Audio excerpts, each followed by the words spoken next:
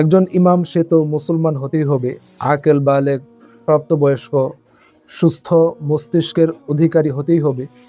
এইসব গুণাবলী তো তার মধ্যে অবশ্যই থাকবে। তবে আরও কিছু গুণাবলী অবশ্যই তার মধ্যে থাকতে হবে। তার মধ্যে প্রথমটি হলো কোরআন মাজিদের বিশুদ্ধ তেলাওয়াত। আমি আপনাদের খেদমতে ইমামের যে গুণাবলীগুলো উল্লেখ করব, তার মধ্যে সবচেয়ে গুরুত্বপূর্ণ আমার কাছে মনে হয় এটি।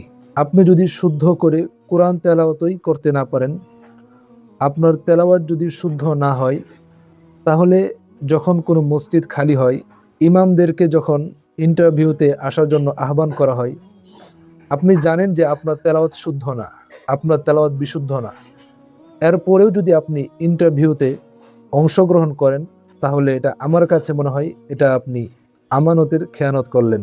এবং যদি ভাগ্যক্রমে আপনি সেই মসজিদে নির্বাচিত হয়েও যান, অথচ আপনার কোরআন তেলাওয়াত বিশুদ্ধ না, তাহলে আপনার জন্য সেই ইমামতের দায়িত্ব গ্রহণ করা ঠিক হবে না।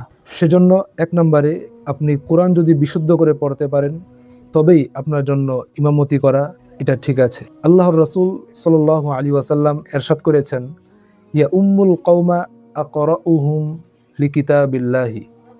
তোমাদের মধ্যে যে সবচেয়ে ভালো করে কোরআন পড়তে পারে, সবচেয়ে বিশুদ্ধ করে আল্লাহর কিতাব কোরআন পড়তে পারে, সেই জাতির ইমামতি করবে।